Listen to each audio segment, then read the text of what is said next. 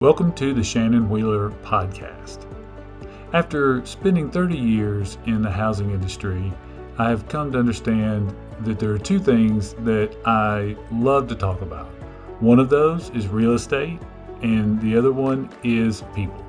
And so this is a show that is going to focus on those two things. Real estate and all the things that go on in the real estate markets, because it's of a lot of interest to me, and people, because I've learned, if nothing else, over 30 years' time, that every business is truly a people business. Thank you for spending some time with us. And thank you for coming and spending some time with us today. Kevin's got, a great story, and I love stories. He's got a great story, and so we're going to spend some time with Kevin and get into a few things. We're going to get into your journey getting to Murfreesboro. That's a story all in and of its own, chock full of times of transition, right? Which is something that you've gotten pretty extensive with in your work these days. We'll get into the book a little bit and podcast. And so we're going to get into all those things. Before we do that, though, I'm going to get into a quick market update. For those of you that watch the show, of course, this show's about two things, real estate and people. So, Kevin, I just left a great, exciting broker roundtable a few minutes ago. Nice. So if you've got a couple of minutes, I'm just going to kind of let everybody know some of the recent stats we've got. So I was at a broker roundtable with Rick Murr. You may not know Rick. He's the broker owner of United Real Estate in Middle Tennessee here in Murfreesboro. We were going over market stats. Of course, since your time in Murfreesboro, you've seen markets change and come and go quite a bit, right? Goodness gracious. Not born here, but boy, you've been here for quite some time. So, so you'll know and you'll recognize these things from being in the market. So we kind of look at our month over month and our annual statistics and kind of see where we are. So there's a couple of things, Kevin, just as a homeowner and a member of the community, you'd be interested in knowing. Right now, our average sales price in the county has gone down over the last month from 506 to 478,000. So average is $500,000. It's tough to get started for people. They need to really dial in on their savings to get their credit, get all their things squared away to be able to enter into that market when that's your average. The month's supply of inventory that we've got right now stands at 4 months. Now, why is that important? And the real reason is because our market's just like any other market is supply and demand. So we track that absorption rate because it tells us, hey, if we sold every house that we have available for sale right now, how long would it be before we ran out of houses? So I don't know if you've ever. I've never heard that. Okay, so that's a key factor for real estate and real estate finance 4 months people. Good or that's the great logical question. Yeah.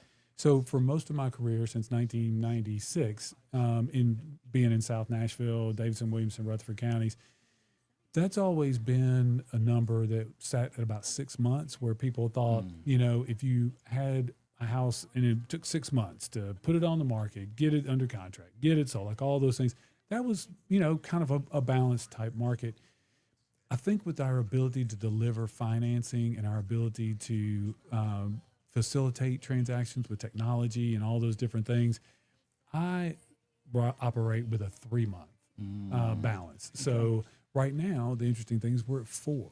And so what that tells you is it's taken a little bit more than balance. It's a little bit longer than balance. And that means that it's kind of slightly in a buyer's favor. Okay. That's how we tell what's a buyer's market, what's a seller's market. Yeah. If houses are selling, if we only have 90 days inventory, well, that's pretty balanced. 2 years ago, we had inventory for a long time at about 30 days. So that meant that if we don't have any new houses come on the market in 30 days, we're out of houses, right? Wow. Yeah. And so now it's sitting at about 4 months. That gives you some of the changes. So that's our update on the market. So if you're looking, it's springtime, of course, call my office, get approved for your financing. You got to get that done. Get with a realtor, get with a professional. There's opportunities in the market. There's some spots that are uneven.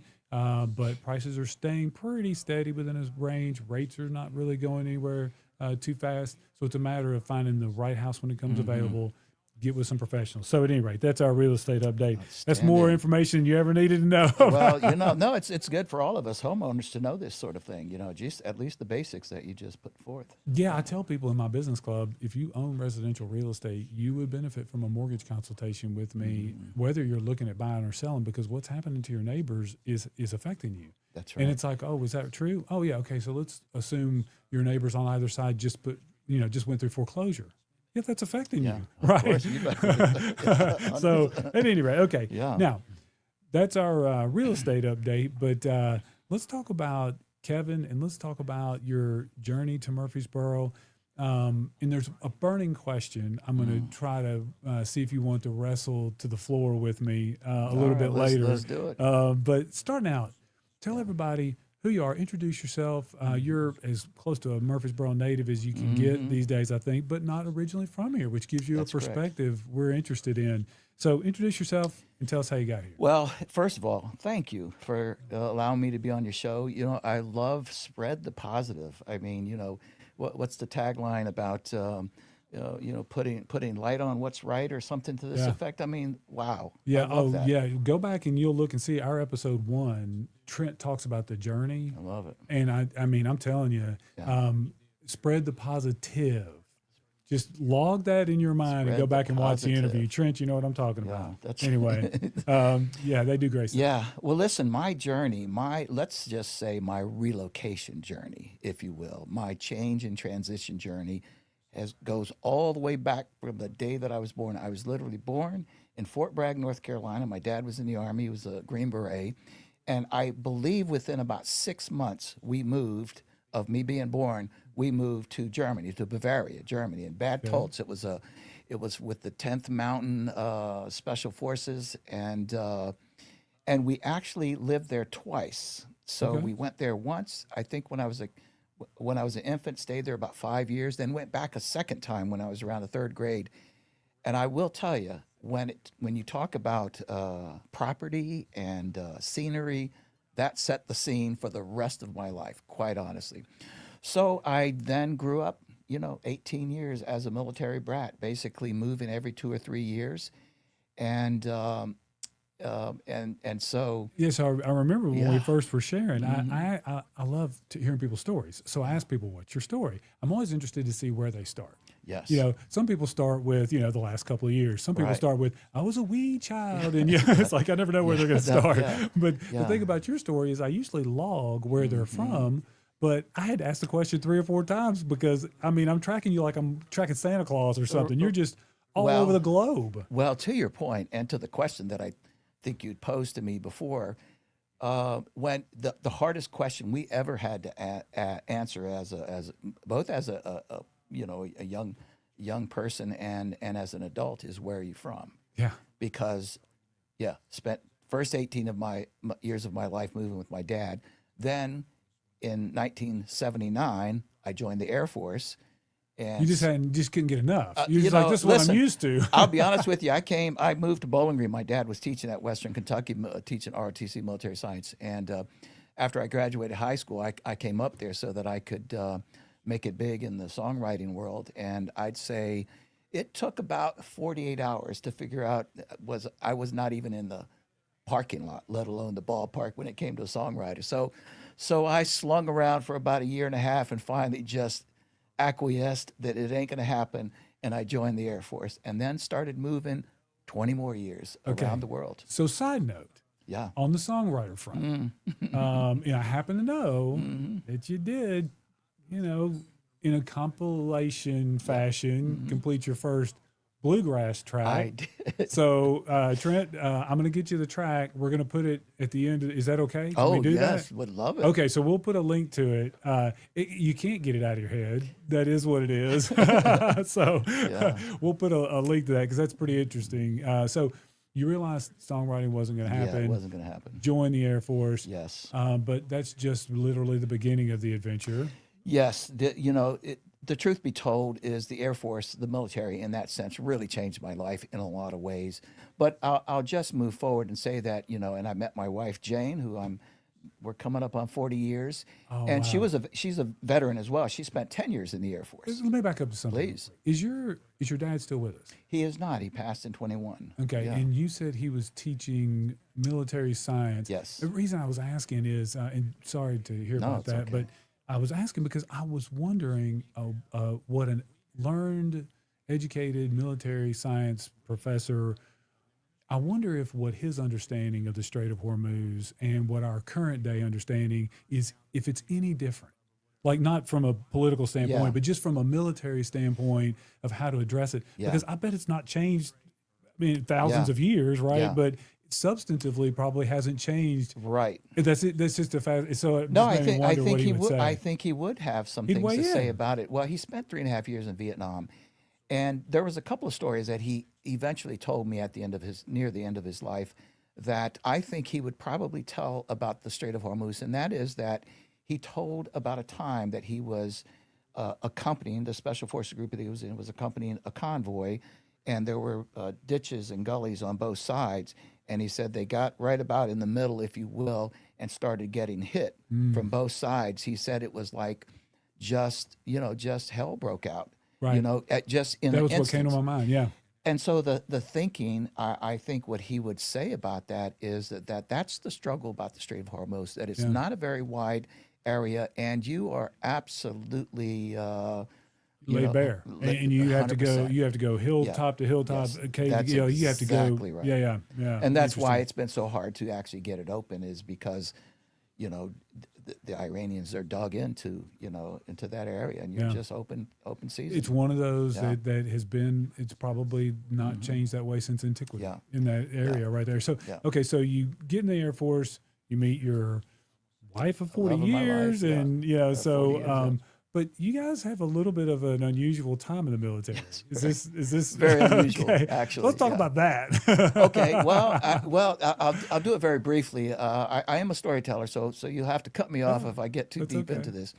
So I joined in '79. I became what is known as an environmental support specialist. I was an enlisted guy, and otherwise that's just known as somebody who works at a water and waste plant on base. And so it was a fascinating job. Actually, I learned a lot from a guy who ran the entire thing. This was up in Northern California at Beale Air Force Base, and he became a mentor. He probably was the first person that shifted my mindset, because when I went in the Air Force, and I don't say this from a victim mentality, but I really was whooped. I mean, from the standpoint that I didn't get what I wanted out of life in becoming a musician and a songwriter. And I had learning disabilities, and I say this very sincerely. Yeah. I struggled. We talked about this. Yes, I struggled. So by the time I got into the Air Force, I didn't have a lot of confidence. I didn't feel like I had a bad life, but When you say whooped, you mean you were just emotionally depleted? yeah, depleted at that time. Yes, Yeah. because I was a creative soul, Yeah. and but I struggled in high school. Barely graduated from high school, and so when What was the workaround that you used to study when you were in school?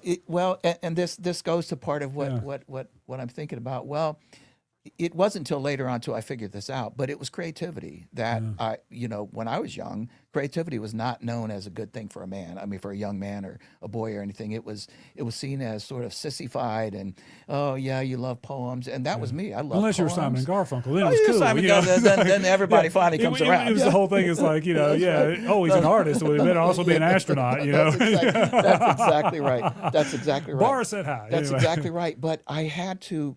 I got to a point in school, particularly in high school, where I just had to survive, and so I remember writing book reports, and I couldn't read and comprehend that well. So I'd read something, and within moments, I'd forget. I could read a page and forget everything that I just read. So what I ended up doing just to survive was I started, when book report time came around, I'd go to the library and I'd pick a book that I was sure my teacher would not have read. Okay. I would make sure that it had a lot of pictures, and I'd take it home, and I'd read the front cover, I'd read look at the front cover, the back cover, look at the pictures in between, and literally write a story that had nothing to do necessarily with what was in the thing. Are you tracking this? And this by the is way, amazing. A+ every time, and it didn't dawn on me at the time. Again, this was a survival technique. Yeah. And so anyway, so I joined the Air Force, and same kind of thing. I was joining, thinking, you're not very smart. How are you going to make this happen? Terrible And thing to say about yourself. well, 'Cause it's just totally what I untrue. thought. Yeah. Well, I appreciate that, but my coming From those measurables, from maybe. those measurables, but yeah. that's not Yeah. potential. well, and I didn't think about potential either. Which is a very important topic of conversation that I have right now with people is about understanding potential. So, anyways, John Dickerson, I'll never forget him. He was he was hard, he was stoic, he didn't have a sense of humor. He was like all about business, and he oversaw Beale Air Force Base. It was a large base. I mean, this was where the SR-71, I mean, the it Blackbird. sounds just like me. Pretty much run a tight Yeah, ship. yeah, to run a tight ship. He ran a very tight ship. No, you're exactly right. Well, he took a liking to me, and I don't know why. Okay. I wasn't the sharpest guy there, but there's something he saw in me, and I don't know what it was. And it was at some point I realized it. Remember, I'm 20 years old, and I started realizing that he likes me for whatever reason, and he just started dropping little nuggets for me about Okay. life. Okay. And we What a just gift. it was a real gift. And again, I think that so whatever it was. So in any event, I went on through there, and then my wife and I got involved in what's known as Tops and Blue, Air Force Entertainment Tops and Blue. Unless you're in the military, and particularly in the Air Force, you will not know anything about this. But they just actually retired this whole group in 2014, I believe it was. But for decades, starting back in 1954, there was a group called the Air Force Entertainment Tops and Blue, and they had a similar mission as let's say the Thunderbirds or the Blue Angels. They traveled around the world entertaining the troops for morale purposes, also for recruiting purposes. So they might do a big show down in Nashville and invite the community and all these sorts of things. And so to make a long story short, I tried for many years to get involved with that, and I finally made it. It was very, very difficult to get into it, and that's where I met my wife. I became a guitar player, and literally traveled the world entertaining the troops. Oh wow. Yeah. It's like Bob Hope. It was that's very much like Bob. it In fact, always- my wife performed with Bob Hope. It Actually, yeah. made me think about after Yeah. our breakfast. Yeah. We were talking about Bob Hope, and it made me Yeah, think yeah. about it. He was on the Tonight Show one time with Johnny Carson, and at the height of his popularity, and Johnny Carson said, "Do you ever think about running for president?" And he said, "Yeah, I considered it, but the money's not right." That's true. Things haven't changed. Yeah, that's I don't know though. That's hilarious. Yeah. But at any Yeah. rate, so you get this dream Oh, position yeah. in using your creativity. That's right. And that That's is the That's bulk of your service time. Right, You right. complete a Yeah. full career Yeah, and, that's right. and get finished, Yeah. retire from the military. That's right. Now, I think your wife only did maybe 10 She years did 10 of years, that's service, correct. something. Yes, Okay. yes. So where were you when you finished your career, and then what happens? Because Right. this is yet again another transition. Yeah. I mean, even as settled as you are inside about your work and what That's you're right. doing, it's still a transition happening right now. So That's right. then what happens? 100%. So yes, in 2000, in 2000 we retired that career. Jane moved here first. We were trying to decide where we were going to settle. And again, I was from nowhere, so I didn't have like this big idea, but I knew we wanted to be in the South. Quite honestly, we thought it was the best And now, place. again, where were you when you? We were you in California, In sorry, California, in you Travis finished. Air Force Okay. Base. Yeah, Okay. it's between San Francisco and Sacramento. Okay. One of the largest bases in the world, actually. It Yeah, did all the so transporting. you're getting out, and you've got literally from the West Coast to the East Coast, Correct. and everywhere in between. Everywhere in between. We lived in 4 countries. I mean, we were all over the place. And so we just started, talking about where we wanted to move. She wanted to move to upper north of Chicago, where her brother lives. And I don't want anything to do with the cold weather. And so, Listen, I went to Chicago a few years ago in October. Yeah. It was the best day in I the believe history of that. days in October ever.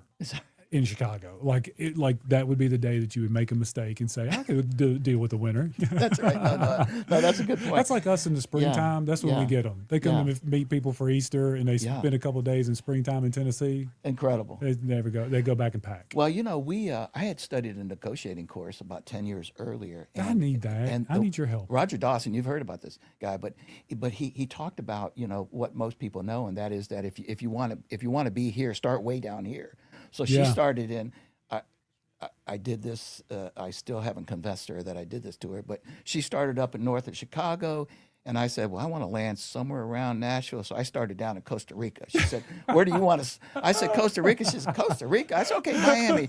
She goes, no, Kevin. And so we started talking Indianapolis and Nashville. We ended up in Nashville. Fort Lauderdale. That's exactly right. Birmingham. I was hardcore. Can I get Huntsville? Yeah, that's right. And an occasional weekend in Chattanooga. Yeah. Can we? Little does she know, I would have rounded off at yes, dear, whatever you want, but she capitulated too soon. So so she actually came here ahead of time. Oh, it's hilarious. Before and we had two young daughters at the time. One, I think they were 1 and 3 or something like this. Yeah. She came here and started looking around. She looked at Hendersonville, looked at Nashville, Davis County, Franklin, Brentwood, and she kept calling. She says, I mean, this is all great. It's really crowded here, or the schools are not so good here. Da, da, da. She got to Murfreesboro literally at a gas station and called me. She said, Kevin, I think I found the place. Literally like that. Okay. Now we're talking 2000. Okay. Now, tell me what happened at the gas station. Yeah, at a gas station somewhere in Murfreesboro. I have a story. I mean, tell me what happened. Well, it was nothing more than she had pulled into Murfreesboro. She thought it was a small town. She, of course, noticed how incredibly friendly the people were and just loving, warm people. And then she started looking at the schools, and the schools were really good. And she pulled up to get some gas, and when she was filling up, she called me up and she said, Kevin, I think this is it right here. Yeah. She said, Murfreesboro, I think it is. Yeah. And I said, all right, let's do it. Yeah. You know? So we're going to run out of time, but you opened up a whole nother, I'm going to have you back because I have a whole story about those interactions and what they mean. People's stories, they tell me of why they ended up places and why they didn't end up in some places. Right. And it just always is amazing how just walking in your normal daily life, working at the gas station, like it makes such a big difference. But before we run out of time, let's talk about a couple things. You've got a book out that gets into transition. There's a couple things, and what I'm going to do is I'm going to give you a chance to talk about the book and to talk about the podcast. And I think one of the things that's interesting is you've been here so long that it's as if you're a native. You know, I think in Nashville, and I grew up in Nashville, but I think now, you know, if you got here before the Titans, you're a native, right? I mean, like that's kind of there's point, a new actually. line. But you also weren't born and raised here, and so you've got that experience. I myself want to tell you before we run out of time in our interview that I am glad you are here. I'm glad you and your family made your way here. Yeah. We love your contributions to our community. Thank You you. make us better and stronger. We'll figure out the traffic, but we're glad that your hearts are here. So tell everybody, the book is The Gap Between Two Worlds, and it's about transitions. And, you know, one of the opening lines, let's see, how does that open up? What's the first line of let's see here. I had that just. Should be right there in the introduction. Yeah. Let's see here. You know what? Your glasses are right in your hand. Yeah, why I wrote this book. Let's see here. Let's take a look. There was a line that I liked right there at the very beginning. Kevin. So a few years ago, while flying to Florida, I sat next to a very old wise rabbi talking about life. And at one point, he said, Kevin, we make plans, God just laughs. Yeah. Well, listen, you know, we can all look back on our lives and, you know, and think about the variety of plans that we made.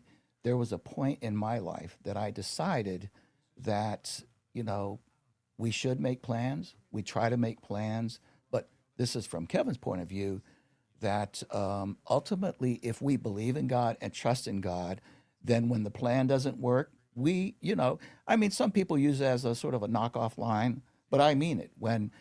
If I take any aspect of my unplanned or planned life, everything changes. I don't have the daughters and the son that I have. I don't have this truly incredible human being that I live with in Jane. I'm not sitting here with you. I don't go to this church downtown. We're not here in Murfreesboro.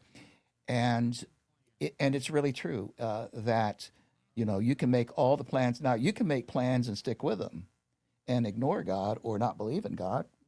People do that all the time. But, you know, as Christians, we have a different perspective about that, and that's the way that I take it. All right, God, that wasn't your plan. Where am I going? You know? Yeah. Now, how has that settled in with you as life has gone by? Because in the beginning, you're making all these transitions and you're just going along. Yeah. But how did it crystallize where it became, hey, I am in transition in a certain repeated pattern in life? Yeah. I know that now. Yep. I need that with me, or I need. That's so right. how did that? When Right. did that start to change? Well, it changed when I retired and just before I wrote that book, quite honestly. And I'll tell you just very quickly. Yeah. So we retired in 2000. I came here. We had downed, just dumbed down our life altogether. I was an enlisted guy, so we didn't have a lot of money anyways. And certainly the beautiful benefit that I'm so grateful for was also not something that you could survive on. We had a 1-year-old and a 3-year-old girl. Jane was, at that point, she'd gotten out, was a music teacher, teaching piano and so forth. And my goal was to do what I really loved, and that was to speak and to be creative and to write and these sorts of things.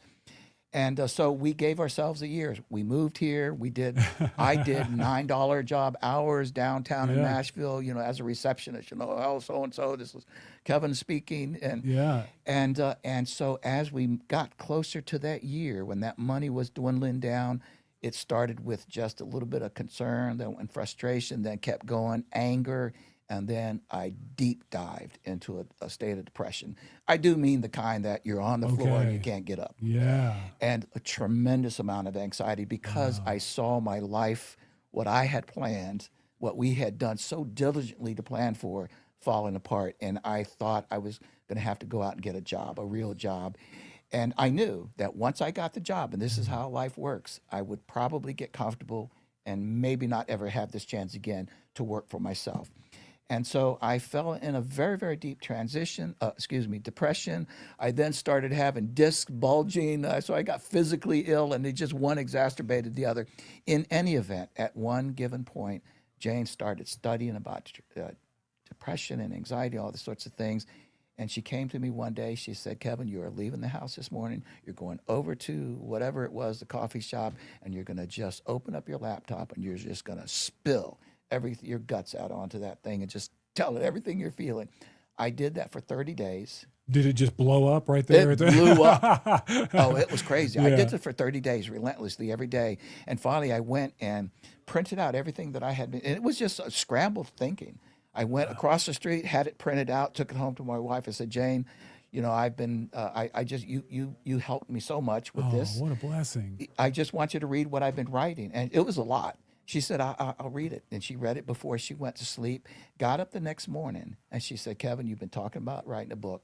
There it is right there. And then I proceeded on to write the book. And I had been studying personal development, professional development, human relations, because I didn't tell you about part of the military for many, many years, for decades by that point. I started working with the Covey Leadership Center while in the Air Force, Stephen Covey and all that. And so the point is that while I was spilling my guts, I was also coaching myself. Yeah. On personal development. To give a hug is to get a hug, right? Correct. That's exactly right. And so I landed, and that's where I really understood about change and transition, that for some, it's here, and for some, it's constant change and transition. And I gave into that way of thinking that, listen, I grew up this way. I'm probably not going to stop changing and transitioning. Yeah, that is one of the only things that's constant is that change. Is change. Well, I'll tell you, tell everybody, Kevin, this is the book. Tell everybody how they can get the book and how they can find your podcast. Very nice. Tune in and catch that. Thanks for, I thought, sometimes, I think guests wonder how we're going to spend and take up 30 minutes. And I always, just like now, find myself wishing I had more time. Well, you're a delightful host. You really are. You'll have to come back, but tell everybody where to find more about your story and how to help the transition. Amazon's probably the easiest way. Just go to Amazon, look for The Gap Between Two Worlds, Kevin McNulty. My podcast is called Grow Yourself. It's on YouTube. You can look under Grow Yourself or Kevin McNulty Speaks. And I do podcasts just like this, but they're virtual and invite really interesting people to come talk about life and life skills, personal development, professional, even spiritual development. I don't leave anything off the table except politics. It takes everybody to have input that matters for people. Right. So we appreciate yours, it's a pleasure. And we're glad that you're here, man. Thanks for coming in. All right, yes. Get to sign this for me if you don't mind. Yeah, absolutely. Thank you for spending some time with us.